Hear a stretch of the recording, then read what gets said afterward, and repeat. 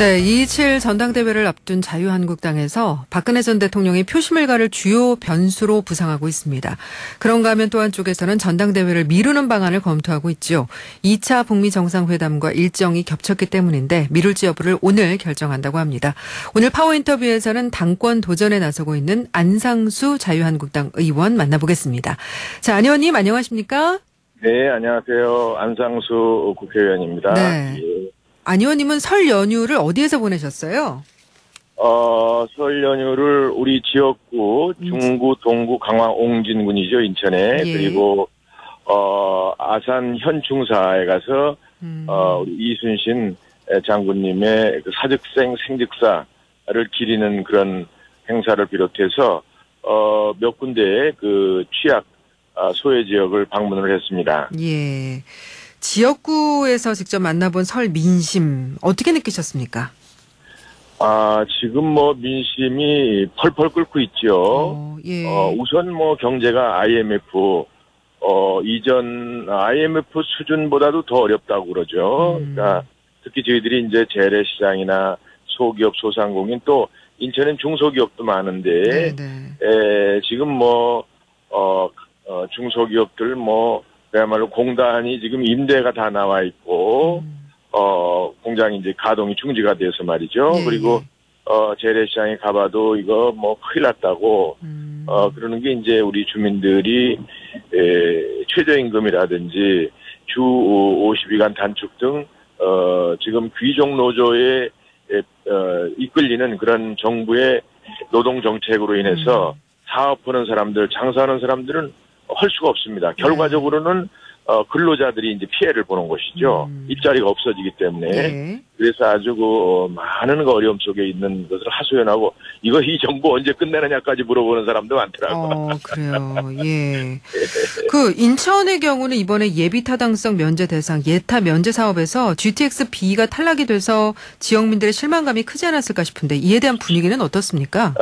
그것은 이제 뭐 예타 면제 대상에서 제외된 건 안타깝긴 하지만 사실은 제가 그동안에 노력을 많이 해서 제가 이제 국회 예산결산위원장 아니에요. 그렇죠. 그래서 이것은 실제로 예타를 하더라도 BC 소위 타당성이 일단 가능성이 높은 거로 나오기 때문에 뭐 조금 일정이 천연되는 정도지 뭐 그렇게 큰 문제가 있는 것은 아닙니다. 어쨌든 예타에서는 통과될 것이다라는 말씀이신 거죠? 예, 그렇습니다. 예타에서 실제로 하면 통과가 되고 다만 인천에서 이제 아쉬운 것은 그러니까 우리가 영종도에서 강화까지를 이제 소위 평화도로라고 그래서 지금 신청을 했는데 영종도에서 신도까지는 되고 신도에서 강화까지는 그것이 통과가 되질 않았습니다만 앞으로 그 강화의 경제자유구역을 지정을 받아서 그 개발 이익으로 민간 사업자로 하는 거로 돼 있어서 앞으로 양쪽 복합적으로 진행이 가능하기 때문에 일단은 뭐 주민들 설득을 시키는 그런 방향으로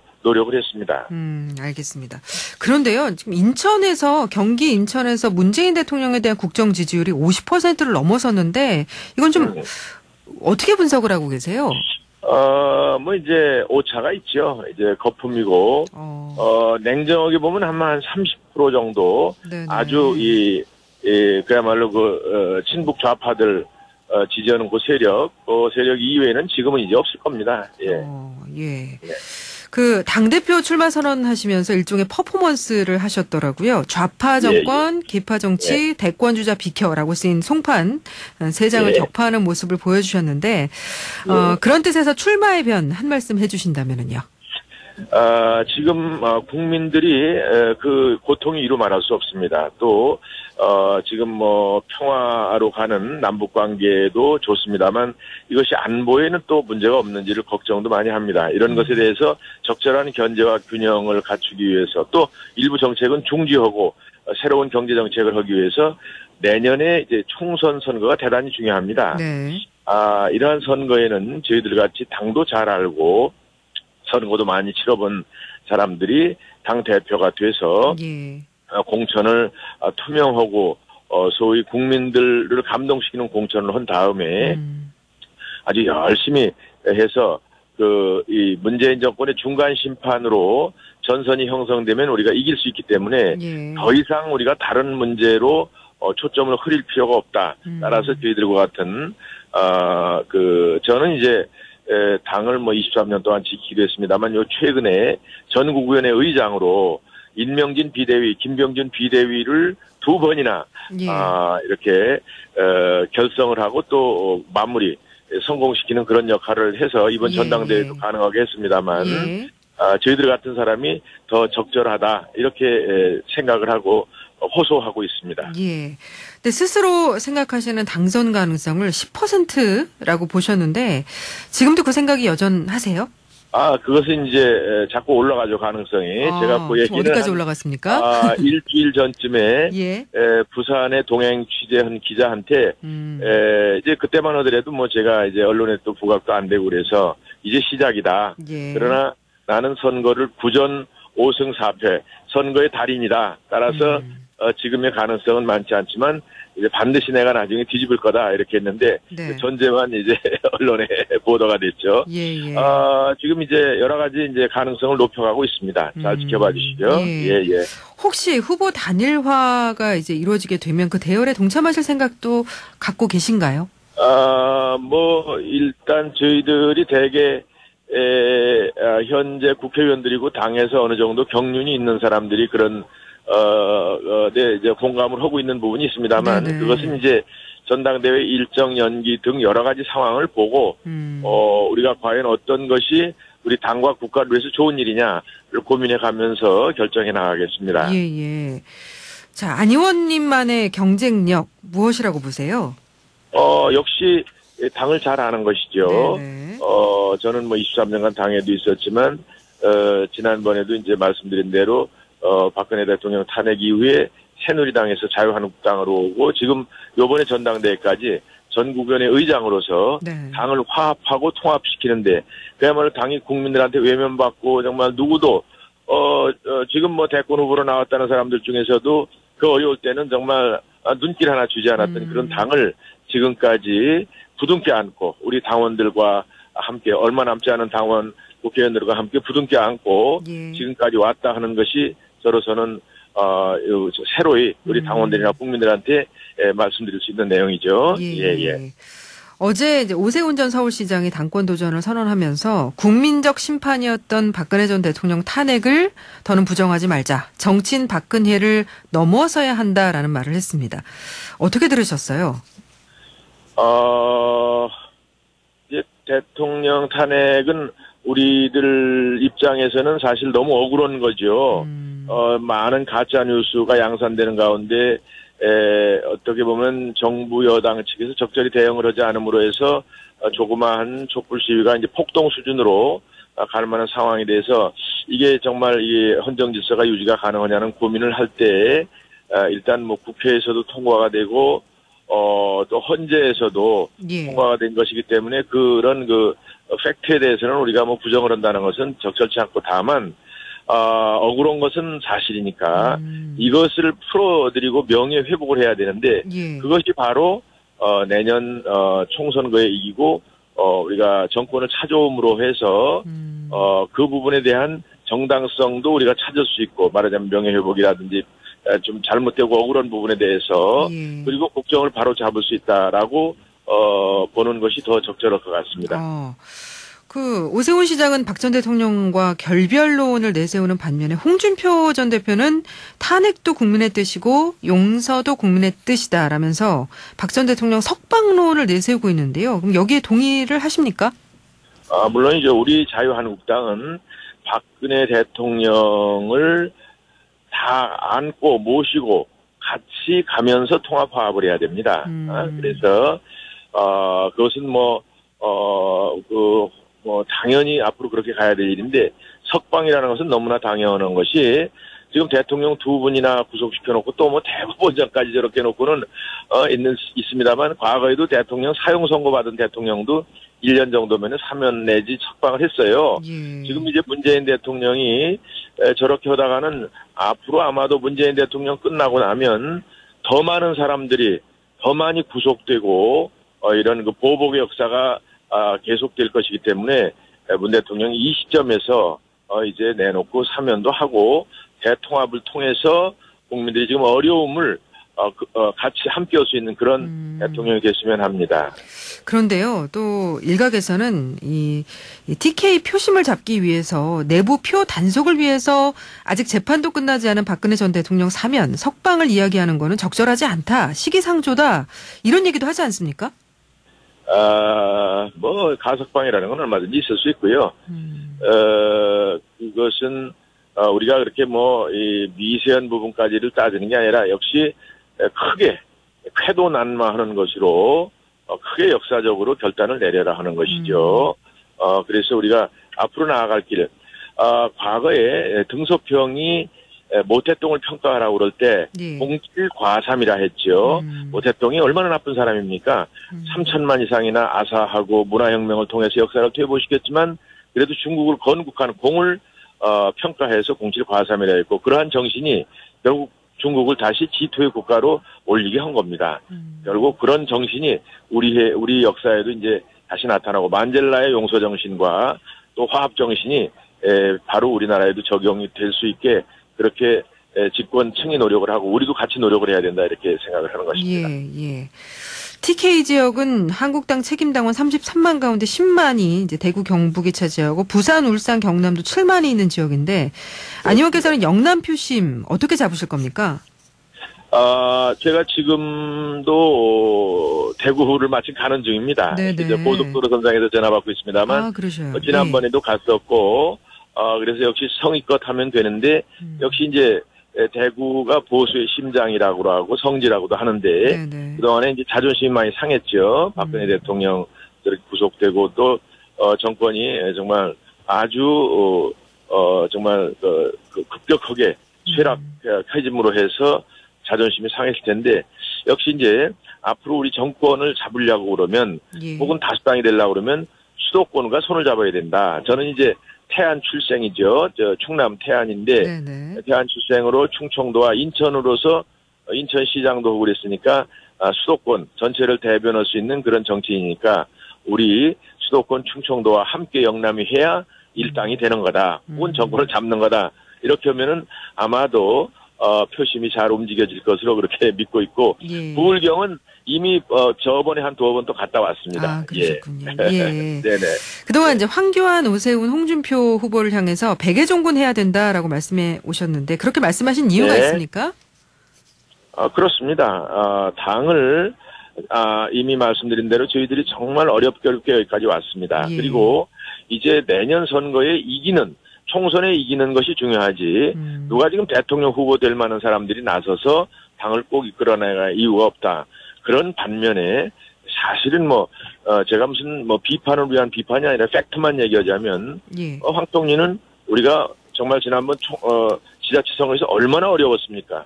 서울시장으로 나와달라고도 간청을 했고, 선대위 위원장으로 모시려고도 했고, 그런데도 전혀 눈길 하나 안 준 그런 분인데, 전당대회 날짜가 잡히니까 떡하니 와서 대표로 바로 온다는 것은 정치 도의상도 말이 안 되고, 그렇다는 것이고, 오세훈 시장도 마찬가지입니다. 아주 훌륭한 자산인데, 말씀대로 황교안이나 오세훈 시장이나 다 아주 적극 환영은 하지만, 지금 우리가 어려웠을 때 그렇게 외면하고 있다가, 이제 와서, 무슨 당을 통합하는 이런 얘기는 설득력이 떨어지는 것이죠. 홍 대표야, 지난번에, 본인으로 인해서 이렇게, 우리 이제, 이런 전당대회 사유가 생긴 거니까, 조금 이제, 지금 이렇게 정관해도 좋을 것 같은데, 다들 이게 서로 간에 상승작용을 하는 것 같아요. 황교안이 나오는데 내가 왜 안 나오느냐? 또 이러면서 또 서로 자기들끼리 명분을 만들어서 이렇게 하는데, 그래서 결과적으로 그것은, 좋은 일이 안 될 것이다라고 걱정을 하는 것이죠. 잘 되면 다 좋겠습니다만, 일단 당은 저희들한테 맡기고, 과거에도 당권 대권이라는 게 있었습니다. 그러니까 당을 그렇게 맡기고, 우리 당과 국가에 내년 특히 총선거에서 전국을 다니면서 우리 후보들을 지원 연설하고 그래서 붐을 일으키고, 이런 다음에 대권 후보로 경선에 나오든지 이렇게 하는 것이 순서가 맞다. 그런 제 입장입니다. 주호영 의원이요, 대선 주자가 당권을 잡으면 당이 사당화될 가능성이 높다라면서 우려를 나타냈는데, 같은 생각이십니까? 그것은 우리 역사가 증명하죠.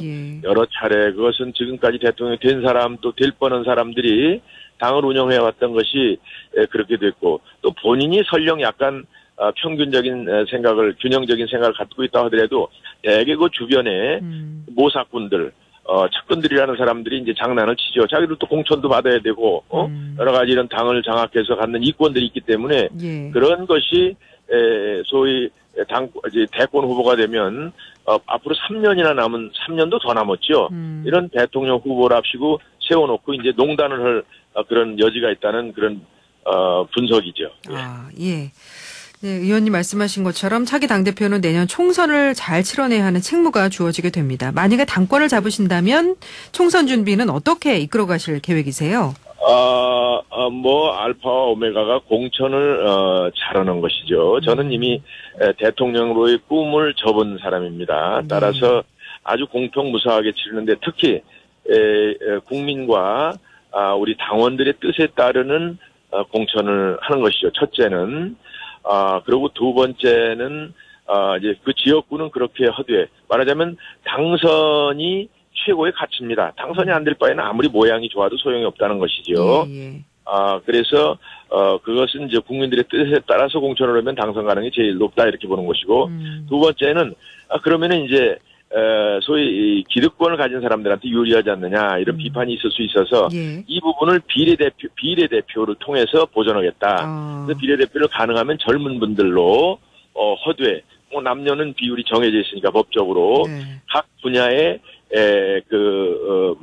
업적이나 능력이나 인정을 받고 또 국민들한테 상징성을 인정을 받은 분들을 전국에 공모를 해서 우리 공천관리위원회에서 공모된 후보들을 상대로 일단 46명 정도를 우리가 지명을 할 수 있습니다. 비례대표 후보를. 이분들을 미리 지명해서 한 4개월 전서부터 예비 후보로 등록을 시켜서 아주 전국으로 이제 선거운동을 하게 만들죠. 그렇게 하고 그런 평가에 따라서 이제 순번을 매긴다면 아마도 굉장히 열심히 잘 뛸 겁니다. 그분들이 그렇게 열심히 뛰고 또 지금 대통령 후보라는 사람들이 선대위원장으로 열심히 뛰고 그러면 우리 당은 압승을 하는 겁니다. 이 문재인 대통령 중간 평가로. 근데 이렇게 되지 않을 것 같아서 그게 걱정이고 이런 부분을 우리 당원들께서 책임 당원이 70%이기 때문에 잘 인식을 하고 저희들한테 주목을 해 주시기 바란다 하는 말씀을 드립니다. 예.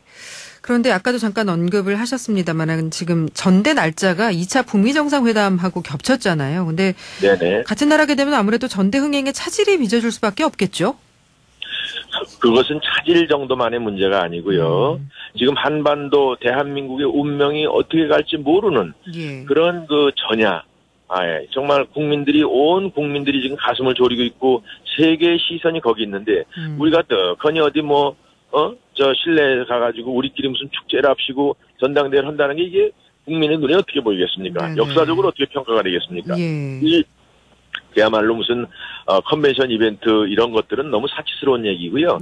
그래서 이것은 절대로 연기를 해야 되는 것이 맞고요. 그래서 저희들은 어제 안상수 를 비롯한 지금 이제 8명이죠. 후보가 대부분이 전대 연기론에서는 찬성을 하고 그중에 다수는 만약에 연기가 안 되면 전당대회를 거부할 수 있다. 불참할 수 있다. 이런 정도의 메시지를 지금 당 지도부에다가 올린 상황입니다. 사실 한국당 입장에서는 지방선거 때도 이 북미 정상회담의 영향력을 한 차례 겪어본 바가 있어서 좀 민감할 수밖에 없는 부분이죠. 그럼요.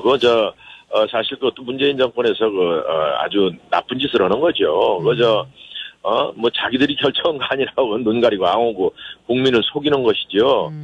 그것을 지자체 선거를 하루 앞두고 그런 국가적인 협상을 하도록 만든 사람들이 그게 제대로 된 사람들이 아니고 이번에도 날짜를 그렇게 잡는 것이 아니죠. 우리가 전당대회 날짜를 벌써 잡아놨으니까 그건 어떻게든지 서로 피하고 배려하는 입장이 필요한데 그런 꼼수로 해서 아마 이거는 하나님도 노할 거다 저는 그렇게 봅니다. 반면에 우리가 그것을 굳이 고집할 필요가 없어요. 이것은 옮길 수 있는 거니까 지자체 선거는 옮기기가 어렵죠. 불가능하고 그러나 이것은 얼마든지 옮길 수 있다. 우리끼리 하는 일이기 때문에 그렇게 하고 여러 가지 포맷이나 일정을 바꿔서 충분히 가능한 일인데 이걸 안 한다고 그러면 아마 우리 당원들 저항을 받을 겁니다. 우리는 뭐 물론 참여 안 할 가능성이 많고요. 후보들이. 예. 그래도 한국당에서 뭐 신북풍이라는 표현이나 북풍 음모론을 제기하는 건 좀 지나친 게 아니냐, 시대착오적인 얘기가 아니냐는 시각도 있지 않습니까? 뭐 그것을 뭐 과거식은 아니지만 그래도 이것은 분명히 의도적인 것이다라고 의심하지 않을 수 없죠. 우리가 나무 밑에서 갓근을 고치지 말라라는 거 아니에요. 그런 건데 지금 이제 문재인 대통령도 이 지지율이 많이 하락했죠. 아주 국민들이 화가 많이 나 있어요. 뭐 고정적으로 월급 받는 사람이나 뭐 공무원들이 일부나 좀 좋아할까? 지금 국민들이 화가 나 있고 그러니까 이것을 호도하려고 이렇게 날짜를 잡는 거라든지 너무 이렇게 거칠게 김정은이 허자하는 대로 하고 이러는 거 아니냐. 근데 이제 트럼프 대통령도 미국 내에서 조금 입지가 약해지고 뭐 탄핵 운운하니까 좀 너무 즉흥적으로 하는 거 아니냐는 걱정을 하고 있는데 따라서 저희들이 지금 오는 주일에 미국에 가서 지금 저는 이제 트럼프를 그전에 만난 적이 있거든요. 그래서 요번에 한 달 전쯤에 편지도 보냈습니다만 가능하면 이번에 미국에 가서 트럼프 대통령이나 그 조야의 사람들을 만나서 너무 북한 편을 들어서 핵 포기도 안 된 상황에서 남북 관계를 급격히 개선하는 것은 문제가 있다. 특히 종전선언 운운하는 것은 이건 대단히 큰 실책이 될 것이다라는 것을 설득하고 올라오고 그럽니다. 예. 만약에 전당대회 일정을 연기한다면 언제가 적당하다고 보세요?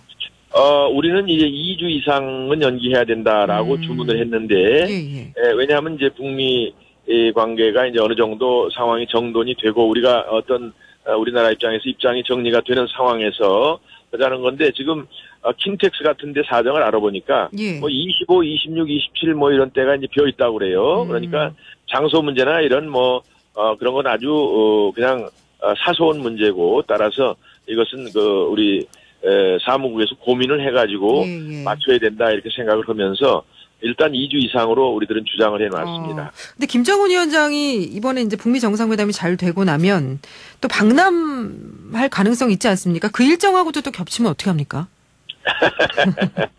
그렇게 해야 되겠어요. 그렇게까지 하면 그거는 이제 아주 나쁘고 나쁜 사람들이 되니까 그렇게 일부러 하지 않을 거고 그럼 뭐 전당대회 저기 도라산 안에 가서 다 맞고 그냥 하는 수밖에 없죠. 예. 지금 방송 들으시다가 청취자분들께서 문자 메시지 질문을 좀 주셨습니다. 네네. 일단 1912님께서 박근혜 전 대통령을 모택동에 비유하셨는데 무슨 업적이 있습니까? 잘 몰라서요 하셨고 9287님께서도 같은 질문을 주셨습니다. 박근혜 전 대통령은 무슨 공이 있습니까? 라는 질문들을 지금 주고 계시거든요. 좀 설명을 해 주시죠. 박근혜 대통령은 우선 여성으로서 우리나라의 대통령이 됨으로 해서 우리나라를 선진국으로 세계에 알린 겁니다. 여성이 대통령이 될 수 있는 나라 세계에서 몇 개 안 되잖아요. 근데 거기까지 오는데 얼마나 노력도 많이 하고 나름대로 본인의 그런 상징성이 있어서 그렇게 된 것이기 때문에 그것이 굉장히 큰일이고 그것은 마치 오바마 대통령이 당선이 됨으로 해서 미국에서는 흑인도 대통령이 될 수 있구나라는 것을 해서 미국 선진국화와 마찬가지입니다. 또 박근혜 대통령은 끊임없이 개혁을 했습니다.